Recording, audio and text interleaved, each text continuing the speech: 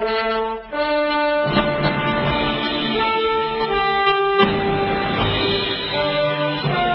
back to Shattering Myths.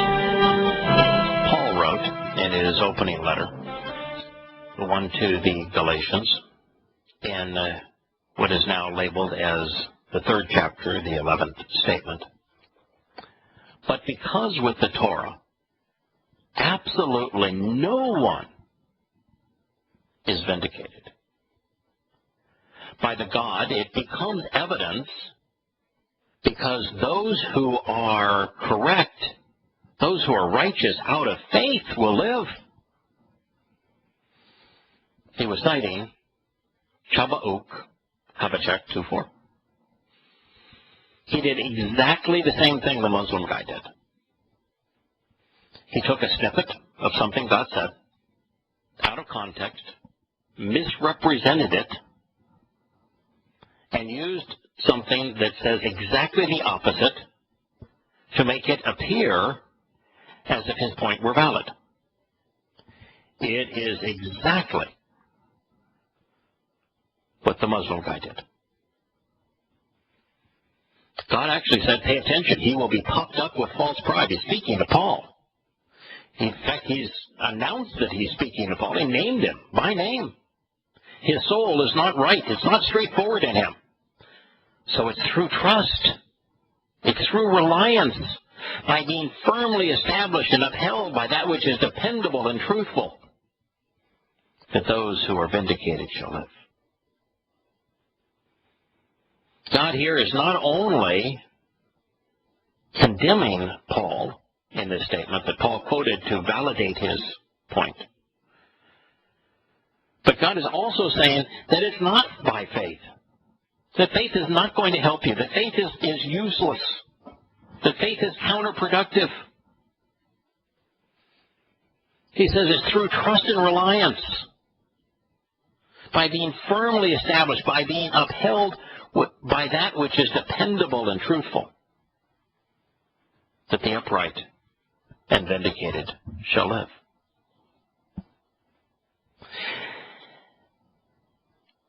Evidence against any doctrine, against any individual, doesn't get better than what we have just shared, because, as you know, in the previous programs, I shared what God actually had to say about this man. Let's repeat it before we move on. Yahowah, in the very passage that Paul stole a snippet from to taunt him, said, upon my requirements, he's speaking of the requirements of the covenant, and my responsibilities, he's talking about the benefits of the covenant, I have decided that I will literally and continually stand. I will choose to always stand and present myself upon that which protects and fortifies. So then I will be on the lookout in order to see what he will say about me, observing how he will question me. But then how can I be expected to change my thinking or my response regarding my disapproving rebuke?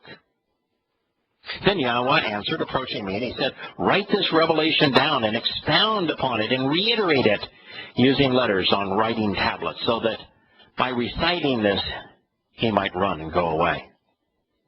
Still, indeed, this revelation from God is for the Moed appointed meeting times, which Yahusha came to honor those promises in 33 CE, where Paul was present in Jerusalem at the time. It provides a witness and speaks, pouring out evidence in the end which entraps. The intended period of time required for this question to be resolved shall not prove it false. Turned out to be 666 years. Expect him in this regard, because indeed he will absolutely come, neither being delayed nor lingering. Pay attention, he will be puffed up with false pride. His soul, it's not right, it's not straightforward in him. So then, through trust and reliance, by being firmly established and upheld by that which is dependable and truthful, those who are vindicated shall live. Before I read on, it is interesting that Babylon, which is the basis of that which is in opposition to God, Babylon's the kingdom endured for 66 years. The beast is associated with the number 666, exactly 666 years from the time that Yahowah uttered this prophetic declaration against Paul, to the time he wrote his first letter, transpired. The beast that is described in Daniel 7 and 8 and 9 emerges from the Roman Empire. Paul was a Roman. He authored these books under a Roman name. It is a combination of things that we should not overlook. That we are told that if you want to identify this beast, know that his number is 666. And while that was written in a way that looks like it reads in the name of Allah, be aware that it was also written using a Greek system of communicating numbers using letters with a horizontal line over them. 666. This was declared and chiseled in stone, inscribed in writing 666 years to the time that Paul would write his first letter, that of the Galatians. Moreover, Yahowah says, because the intoxicating and inebriating spirit of this man of deceptive infidelity and treacherous betrayal is a high-minded moral failure and is arrogant with meritless presumptions, he will not rest, nor find peace, nor live. Whoever is open to the broad path, the duplicitous and improper way associated with Paul. The broad path is through faith. Faith in the religion of Christianity is the broadest path there is on planet Earth today. God is saying that broad path, whoever is open to it are not going to live exactly the opposite of what Paul said. And God identified the broad path with Paul, naming it, calling him arrogant, presumptuous, a high-minded failure, a man of deceptive infidelity, a man of treacherous betrayal, named Shaul. And that apart from what Paul was promoting, that you'll live through faith, God was saying there is no life in faith. There is no life in the broad way of religion, which has become synonymous with faith, particularly the one associated with Paul. He and his soul are like the plague of death. And so those who are brought together by him, accepting him, will never be satisfied. Most every Gentile will gather together unto him, all of the people from different races and nations. They do not ask questions, any of them, about him. Terse references to the word they lift up as taunts to ridicule, along with elusive sayings and simplistic and contrived equivalencies and mocking interpretations, controlling through comparison, counterfeit and cliches, along with derisive words arrogantly conveyed. So it's how Paul wrote his letters. It's how the religions emerge. They're counterfeits of the truth. Cliches, taunts, ridicules, elusive sayings, contrivances. There are hard and perplexing questions that need to be asked of him, and double dealings to be known regarding him. And so they should say, woe to the one who claims to be great so as to increase his offspring, acting like a rabbi when neither apply to him. How long will they make pledges based upon his significance, becoming burdened by his testimony? God views Paul's letters as a burden. He views pledges of faith to Christianity as deadly. Evidence just doesn't get any more compelling than this, nor more relevant than this. God is expressly condemning the most influential man in human history. No one has had a greater influence on humanity than Shaul, called Paul, in the Christian New Testament. There are more followers of Paul than there are any other human who has ever lived. And God has denounced him. He said, anyone who believes what he has to say, anyone who's part of his broad way, any Gentile that clings to him, anyone who makes a pledge based upon his significance, where he claimed to be the foremost of apostles, that they will find no peace, and that death will be the end of their lives. He has renounced the religion of Christianity and renounced all of Paul's claims, saying that he is exactly the opposite of what he claims to be. What could be more relevant? What could be more compelling?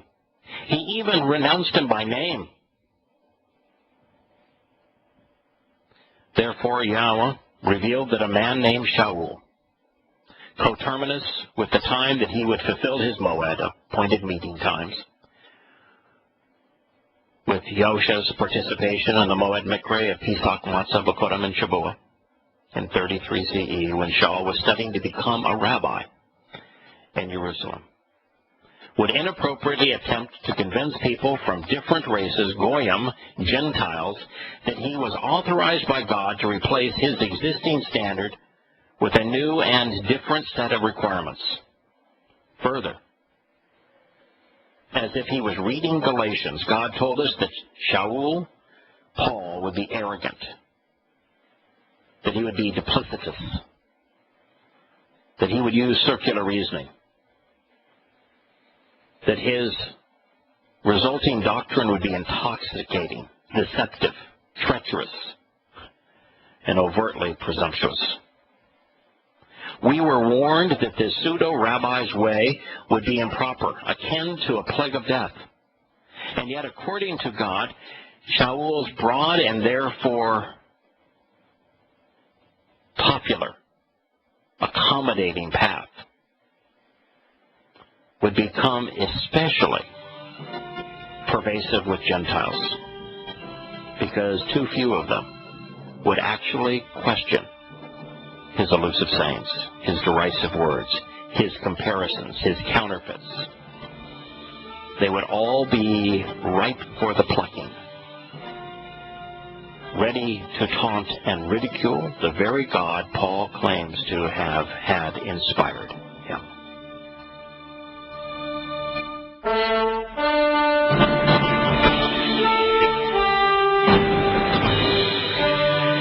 Shaul, who Christians know as Paul, hung himself with his own words.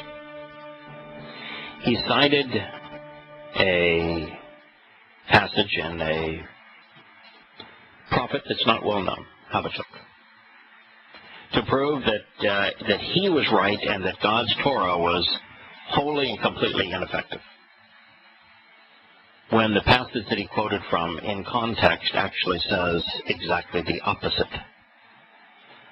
That it's Paul who's the liar. That it's Paul who's the plague of death. That it's Paul that should be rejected. He twisted the knot which became his noose. His statement is not only the antithesis of God's instructions, he exposed us to Yahowah's specific ridicule of him. Moreover, and apart from the prophecy, if Paul was right in disavowing Yahowah's standard, it would be equivalent to God saying, I will save those who contradict me, and I will justify those who negate and belittle the plan I have established. And yet Yahowah introduced his Habakkuk prophecy, affirming that he wasn't about to change, that he was going to continue to honor and stand by his requirements, 5 requirements to participate in the covenant, and that he was going to continue to stand up for and honor his responsibilities, which is to provide those who embrace the covenant with the benefits of the covenant. He's not about to change. That's what makes him dependable. continuing to mislead by way of senseless and duplicitous prose. The King James Version renders Paul's next statement, "And the law is not out of faith, but the man that doeth them shall live in them." I'm not sure what that means. Deploying a different tactic, the New Living Translation authored something which could only be considered appropriate in the context of religion. And this way of faith is very different from the way of the law, which says it is through obeying the law that a person has life. Wow. That would assume, of course, that there is a Hebrew word for obey. That would assume, of course, that Yahowah has a set of laws somewhere. That would assume, of course, that Torah means law. Should the translation team deployed at Tyndale House Publishers, Incorporated, have meant that the way of the Christian faith is very different from the way of the Torah, then they would be right. But can that way of faith be right is the multi-billion soul question. Can Paul's thesis, his faith, his religion, be very different from the way delineated by God in the Torah and still reconcile falling man into a relationship with that same God? Has God endorsed a revised plan which is counter to the one he originally authored? And if he did such a thing, wouldn't it make him untrustworthy and unreliable? I mean, that's a full stop if you're a Christian. Just what we covered this very moment. If God inspired a guy to say, my old plan won't work, and I'm renouncing my old plan, and I'm going to come up with a new plan that's entirely different, and now you should trust my new plan. That would be like a guy saying, you know, I'm going to build you an airplane, and the first time you get in it, it crashes. And the next time you get in the next airplane you go, it crashes. And you do it over and over again. And every time somebody gets in the airplane built by this particular manufacturer, it crashes. And then having that manufacturer says, oh, but why don't you get in the next one? I remade the next one. You should really trust me on this next one. And anybody that gets in that airplane and tries to fly would be a fool. And that's exactly what the basis of Christianity is. That's Paul's premise.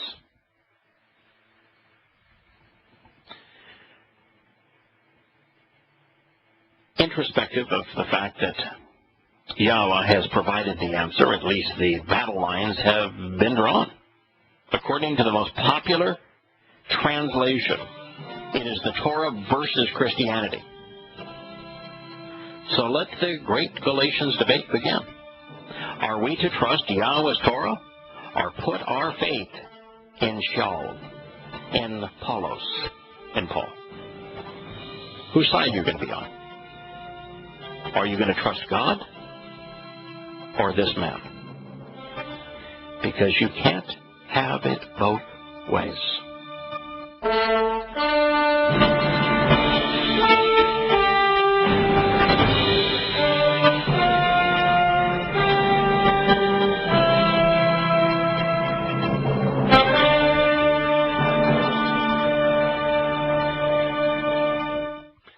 But the Torah exists not out of faith or belief, but to the contrary. The one having done them will live with them. Now, that is a literal translation of what the Greek words say in Paul's Galatians 3:12. But the Torah exists not out of faith, but to the contrary. The one having done them will live with them. Now, recognizing that Paul didn't express his thought very well, principally because the Torah passage he cited didn't fit his conclusion, in context, we are led to believe that Shaul was suggesting that if an individual was to choose the Torah over faith, that they would have to live with that consequence.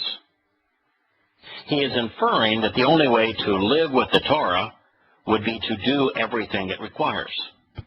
So since he tried to usurp God's credibility to prove his point, we must turn to the passage he referenced to ascertain whether or not Yahowah's Torah actually said what Paul was asserting.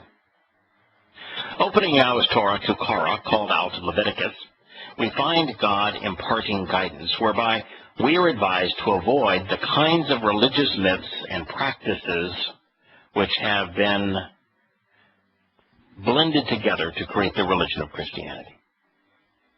It reads, and this is Yahowah speaking to us now in first person. Speak, communicate with. Use words to convey this, debar. To the children of Yisrael, to the children who engage and endure with God. And say to them, I am Yahowah, your God. With regards to things which could be considered similar to the practices of the realm of the crucible of Egypt, where you dwelt, you should not engage in or act upon similar pursuits in the land of the Canaanite,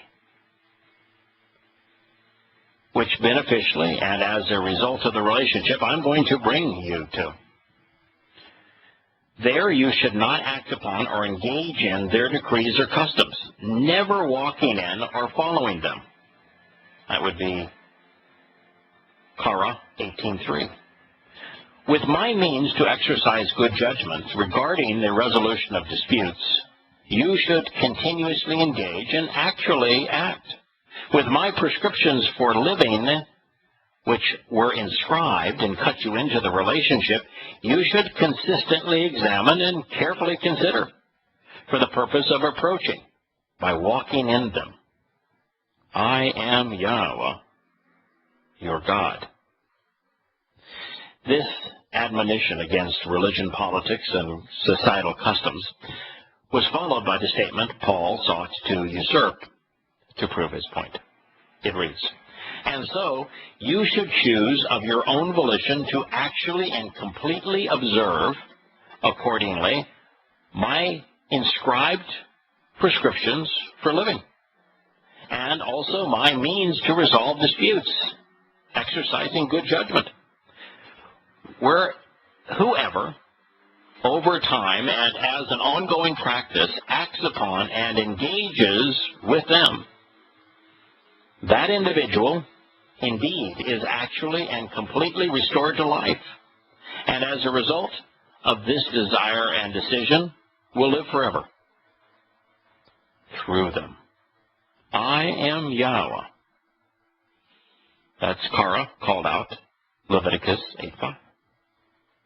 Now God began this by saying, all of the religious practices, all of the patterns of behaviors, the undertakings and the pursuits in the realm of the crucible of Egypt. Now, he's talking about, crucible of Egypt speaks specifically of religious and political, economic, and military oppression.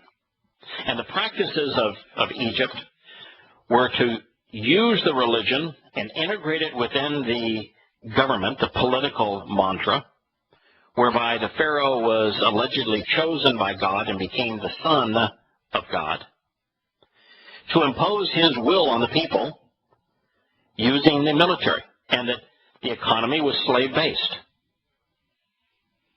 That's the very thing that God says, I don't want you to engage in. I don't want you to have a religious society that integrates within that religion the political scheme and the military and the economic scheme. Those are the things that comprise the crucible of Egypt. And then you look at the Egyptian religion, where the sun was considered God. And look at all of the sun god trappings that made their way into Christianity, because to the Romans who conceived the religion, who politicized the religion, who created the Roman Catholic and Eastern Orthodox Church, the sun was their god. And all of them, not only the Romans with Bacchus and the Greeks with Dionysus, but the Egyptians with Osiris, not only had the son of the sun, therefore the son of God, who is identical to in behavior and nature and myth and holidays to the Christian Jesus, dying and being resurrected on exactly the same days, Easter Sunday and the winter solstice, that the exact nature of the Egyptian religion became manifest in Christianity. Virtually every aspect of it. They even had a Queen of Heaven and Mother of God, just as does Christianity. All of it was embraced in Christianity, and God is here saying, don't do that. Don't follow those customs. Don't follow those practices. Don't act upon them. Don't engage in them when you move into the promised land, which he's describing as the land here of Canaan. He says, because I'm offering you this place, and there I don't want you to act the way that the Egyptians acted. And at the time, the Egyptians were the most religious, most politicized, most militant, and economically jaundiced place on earth. I said, don't be that way. He says, instead, with my means to exercise good judgment regarding the resolution of disputes, the misbot, those things you should engage in and act upon. There's 7 of them. These are the very basis of enabling the benefits of the covenant. You know, the first 4 of them facilitate all 5 of the covenant's benefits. Yahowah's responsibilities to make us immortal, to make us perfect, to adopt us into his family, to enrich us and to empower us. They are the means that Yahowah uses to save the children who have engaged in his covenant, which is why this is being addressed to the children of Israel, to children who to act in such a way that they engage and endure with God. And he says, then with my prescriptions for living, chukah, that which I have inscribed in writing, to cut you into the relationship, you should consistently examine and carefully consider. Pay attention to them. Use your eyes. See, read what I have written for the purpose of approaching by walking in them. I am Yahowah, your God. I mean, this is the antithesis of Pauline doctrine. With my means to exercise good judgment regarding the resolution of disputes, you should consistently engage. With my prescriptions for living that I've inscribed in writing, you should consistently examine and carefully consider them for the purpose of approaching, walking in them, because I am Yahowah, your God. And so you should choose of your own volition to actually and completely observe Shamar. Shamar means use your eyes to focus on the written text so that you can read it and that you consider it and contemplate what you have read. So you should choose of your own volition. It was written in the call perfect consecutive. So literally read perfect, the totality of consecutive of your own choice. Accordingly, my chukah, these inscribed prescriptions that cut you into the relationship. And also, my mitzvot, my means to resolve disputes, so that you can exercise good judgment. Whoever over time and as an ongoing process acts upon and engages with them, that individual indeed is actually and completely restored to life as a result of this desire and decision, living forever through them. I am Yahweh, your God. There is no way of mistaking this. God is saying that the misfot, the means that he has delineated for us to exercise good judgment regarding the means to resolve disputes, which is the 7 Moed Mikra, his invitations to meet with God and to become perfect, to become immortal, to become adopted, to become enriched and empowered, thereby vindicating his children, making us righteous and upright. That it's by closely examining, carefully considering, and acting upon them in conjunction with that which God has inscribed in writing that cuts us into this relationship. It's through that process that we are restored to life and that we live. The misfot and the chukah can only be found in one place, Yahweh's Torah.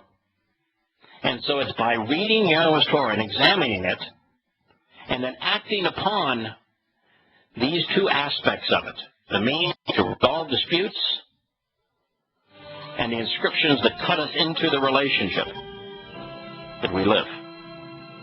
That is Yahweh's means of restoring us to life. It is Yahweh's means for us to live with him. Once again, Paul, by misquoting God and taking his statement out of context, conveyed the opposite of what's true.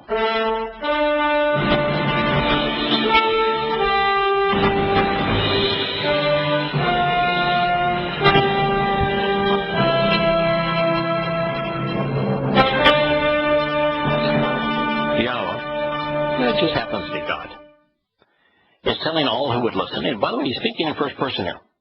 So this is definitely Yahweh versus Paul. God is speaking in first person. No one's quoting him here. He's telling all who are willing to listen to him that if a person wants to live, if they want to be restored to life, they should pay attention to what he has to say and act upon the offer that he has made in his Torah. He is speaking in the Torah. These words are part of the Torah. He's telling us that if you want to live, you ought to listen to what he has to say in his Torah. This citation is literally in the heart of the Torah. This citation is from Leviticus. Korah called out 18:5. It is in the Torah that Yahweh will present, introducing to us this 7-step path from our corrupt religious world to his home. It is in this midst of this Torah that Yahweh delineates the specific means that he has conceived and that he has subsequently honored to enable us to walk to him, to be with him. This statement is in the heart of the Torah, with God speaking to us in first person. Yahweh's words are contained in the very book that Paul was assailing. I mean, think about how stupid that is. That God is here saying that my words, as they're being articulated here in the Torah, are the means to your salvation, to life, to restoration. And yet, Paul would cite those words out of context, misrepresent them, to convey exactly the opposite, that Yahweh's words in the Torah can't save. And that billions of people would believe him. I mean, that's the amazing part of this whole thing. That billions of people would believe that God's words, as they articulated in the Torah, where he says, this is the thing I want you to pay attention to, because this is how you are saved. This is how your life is restored. That the very text in which Yahweh is creating, that Yahweh is articulating, that these words are retained in, where God is promising to restore those who pay attention to what he has to say and act upon it, that they're incapable of saving. That God was therefore lying. And yet, he's quoting this God line to prove the validity of his alternative, while at the same time claiming to be inspired by that very same God. And it's the most preposterous, ludicrous, irrational, utterly stupid thing that's ever been popularized. Yeah, I mean, there's a lot of stupid stuff. We talked about Scientology the other day of flying over the volcano and dropping in souls with an extraterrestrial spaceship. I mean, that's pretty stupid. But how many Scientologists really are there that have succumbed to that stupidity? I mean, Mormonism is really stupid, but there aren't that many Mormons. This is the most popular religion in the world. There are 2.5 million people who have been beguiled by this utter insanity. I mean, the very basis of Pauline doctrine is preposterous for the reasons we have just discussed.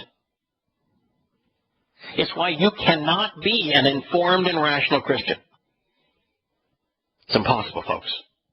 You either don't know what Yahowah articulated in his Torah, or you can't recognize that when God said the opposite of what Paul said, there is no chance that Paul is telling the truth when he claims to speak for that God. One of the two. You're either irrational or you're ignorant, or you're not a Christian. You can't be an informed and rational Christian. Not based upon this. It's cut and dry.